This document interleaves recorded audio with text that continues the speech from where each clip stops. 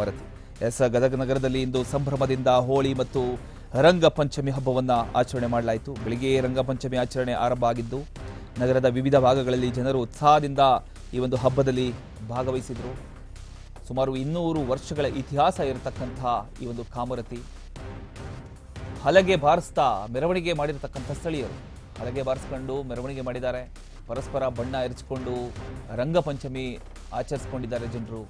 ರಂಗಪಂಚಮಿ ಹಿನ್ನೆಲೆಯಲ್ಲಿ ನಗರದಲ್ಲಿ ಬಿಗಿ ಪೊಲೀಸ್ ಬಂದೋಬಸ್ತ್ ಕೂಡ ಕೈಗೊಳ್ಳಲಾಯಿತು. ಯಾವುದೇ ಒಂದು ಅಹಿತಕರ ಘಟನೆ ನಡೆಯದಂತೆ ಮುನ್ನೆಚ್ಚರಿಕೆ ಕ್ರಮ ವಹಿಸಲಾಯಿತು. ಹಬ್ಬದ ಅಂಗವಾಗಿ ಸ್ಥಳೀಯರು ಹಲಗೆ ಬಾರಿಸ್ತಾ ಮೆರವಣಿಗೆ ನಡೆಸಿ ಸಂಭ್ರಮಿಸಿದರು.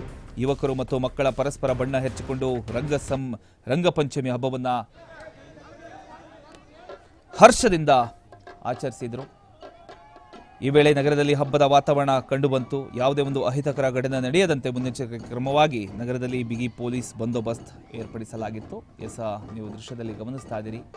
ಎಲ್ಲರೂ ಖುಷಿಯಾಗಿ ಸಂಭ್ರಮದಿಂದ ಹೋಳಿ ಹಬ್ಬವನ್ನು ಗದಗಲ್ಲಿ ಆಚರಿಸಿಕೊಂಡಿದ್ದಾರೆ.